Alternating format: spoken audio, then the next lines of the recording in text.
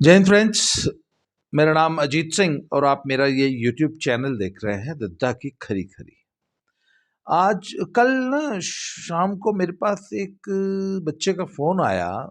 मुझे ऐसे अक्सर लोग फ़ोन कर लिया करते हैं काउंसलिंग के लिए, सलाह मशवरा करने के लिए, मोटिवेशन के लिए।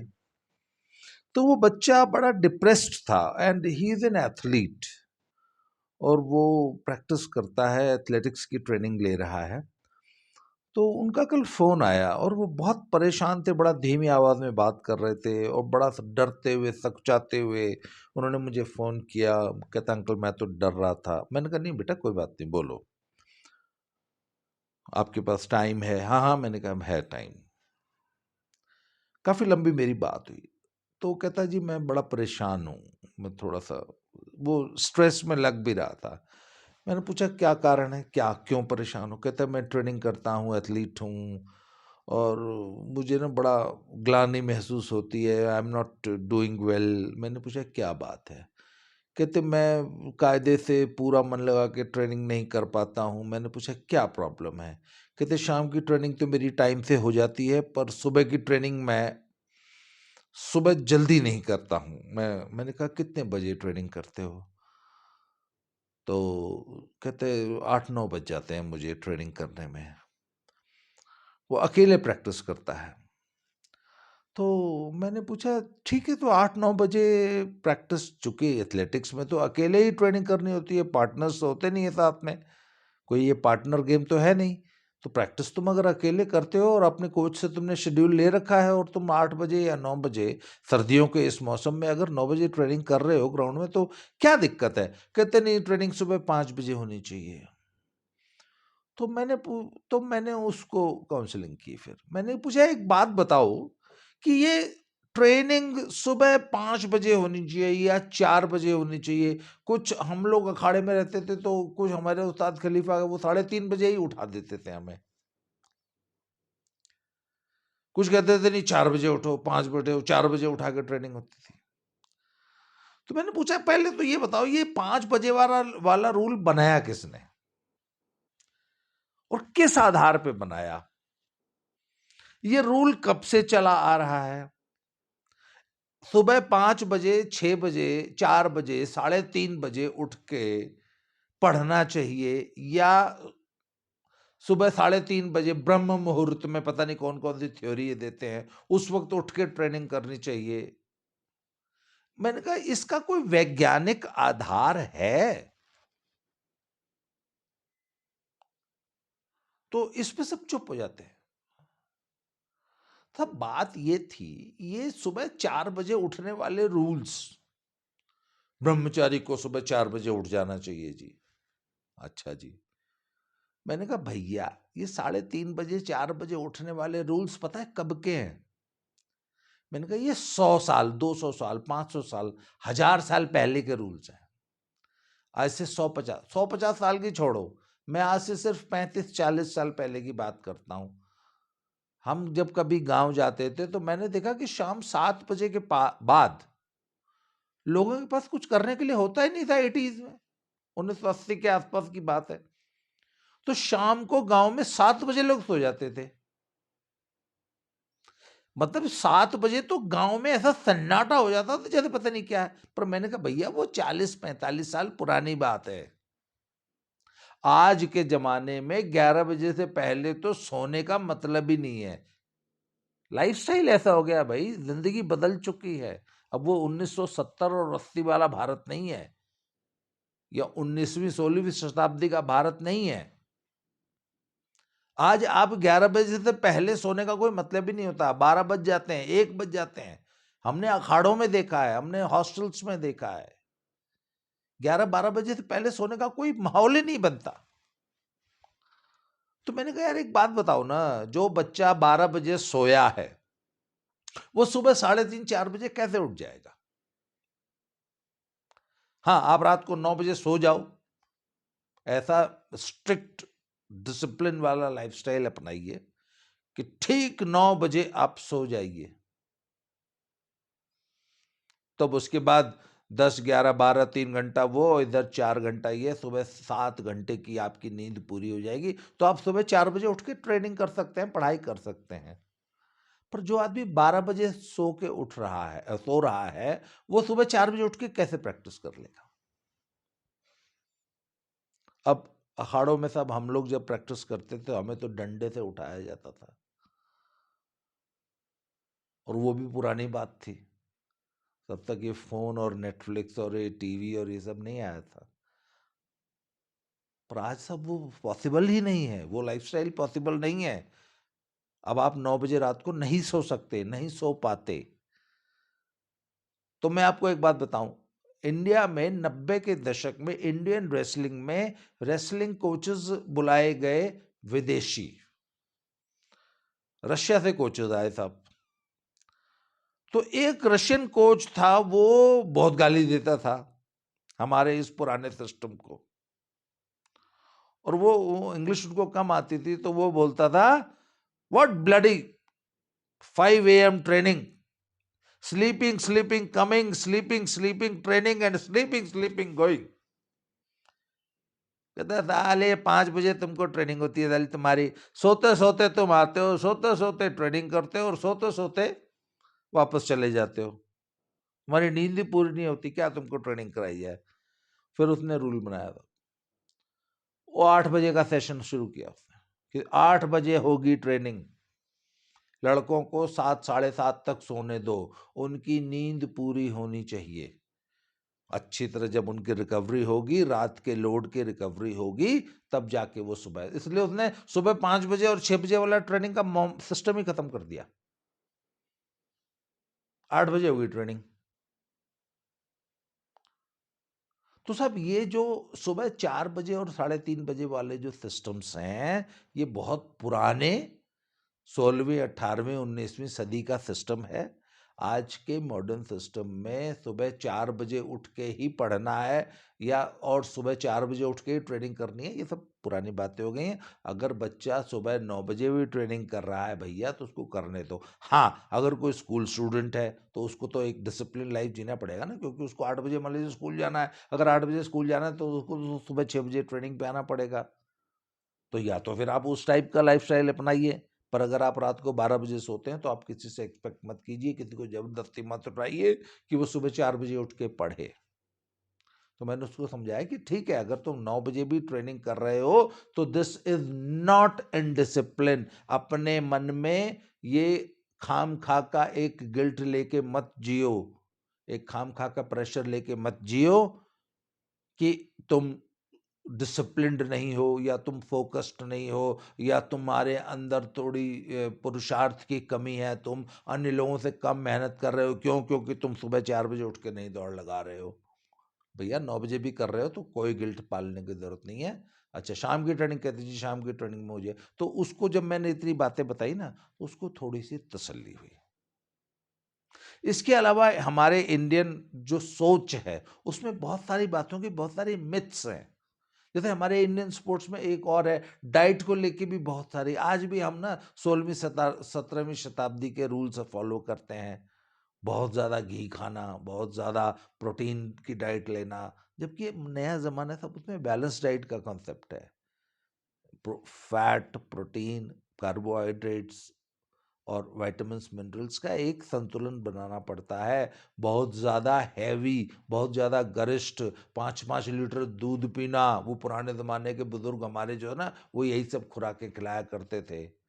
आधा आधा किलो बादाम खाना, 12 अंडे खा जाना, 2 किलो गोश्त खा लेना, ये सब सब पुराने बातें होगी। आज बैलेंस डाइट का ज़माना है। आज आप पहलवान को रोज आधा किलो घी खिला के पहलवानी नहीं कर सकते, या स्पोर्ट्स नहीं कर सकते। इसलिए एक अच्छी डाइटिशियन से, एक अच्छे न्यूट्रिशनिस्ट से अपने अपना डाइट प्लान बनाइए।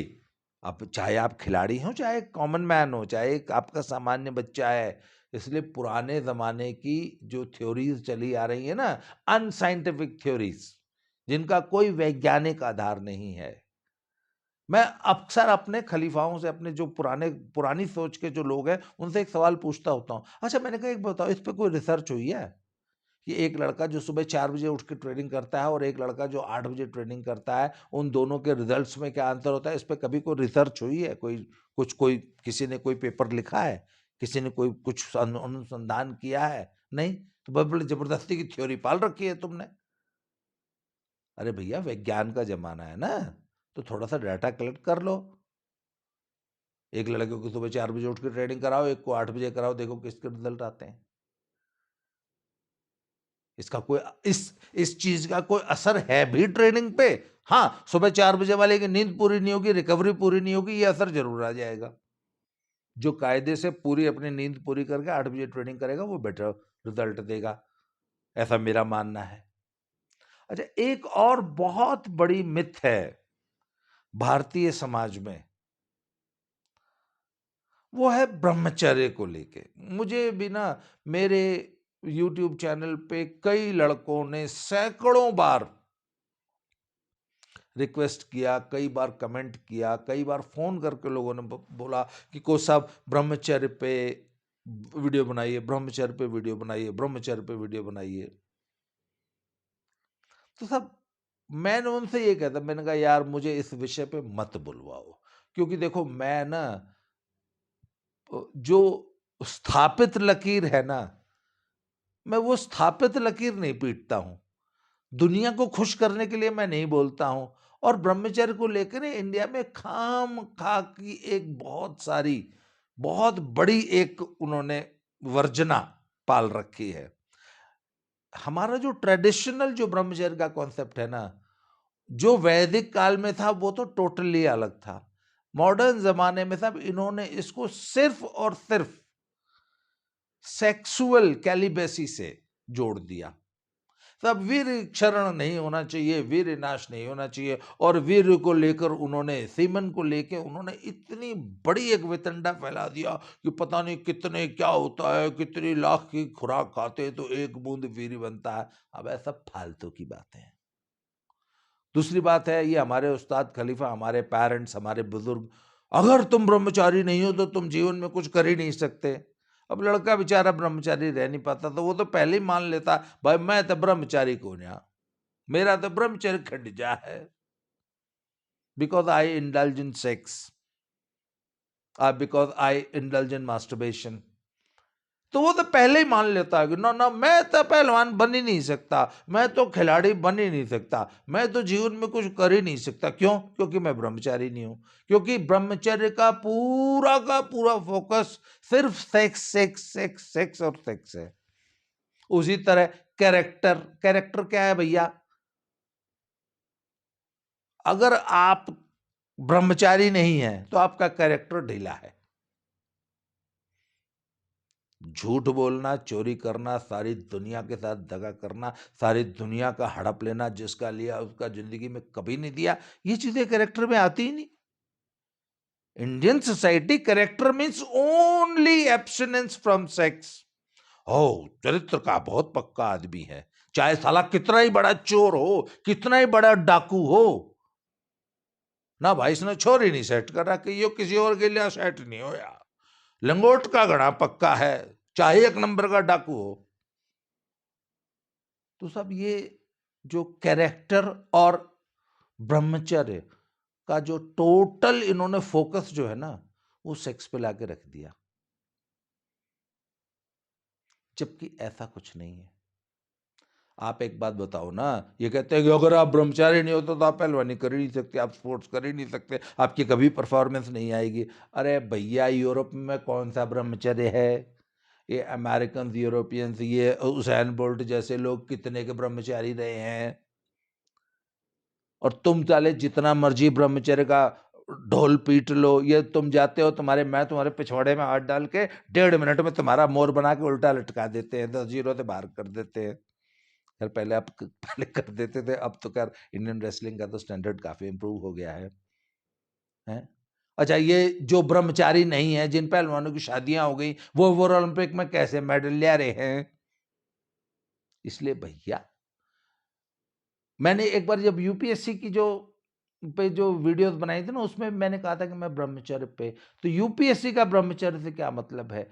तो भैया है कि आप कितने अपने लक्ष्य के प्रति कितने समर्पित, कितने फोकस्ड होके काम कर रहे हैं, अपने लक्ष्य के प्रति, अपने जीवन के प्रति आपका एटीट्यूड क्या है, आप अपनी लाइफ में कितने डिसिप्लिन्ड हैं, आपके लाइफ में कितना आलस्य और प्रमाद है जिसकी वजह से आप कितना समय बर्बाद करते हैं, ये सारे फैक्टर्स।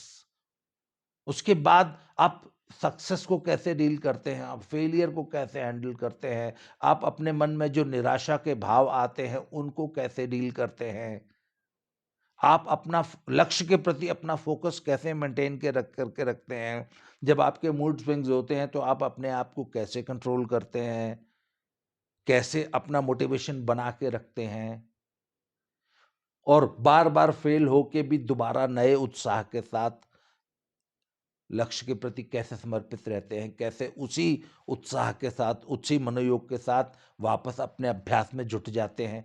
ये सारी की सारी चीज़ें, फिर वो चाहे यूपीएससी की तैयारी हो, चाहे ओलंपिक के मेडल की तैयारी हो, या अपने बिजनेस में, अपने जीवन में किसी भी लक्ष्य का आप पीछा कर रहे हैं, सब में ये फैक्टर्स काम करते हैं। तो इन सब का जो सम टोटल है ना, दैट इज ब्रह्मचर्य। Sex is just part of that. वो कहते हैं कि जब आप किसी एक लक्ष्य के प्रति मेरे एक मित्र हैं, वो आईएएस हैं, उन्होंने वो अपने सेकंड या सेकंड अटेम्प्ट में, फर्स्ट अटेम्प्ट में जो है उनका इंटरव्यू में वो फेल हो गए थे, फिर सेकंड अटेम्प्ट में उनका इंटरव्यू क्लियर हुआ, आज वो रेलवे के एक बड़े अधिकारी हैं। मेरी उनसे बहुत लंबी बातें हुई है, मैं उनसे उनके साथ घंटों बैठ के बात करता हूँ, very close friend of mind.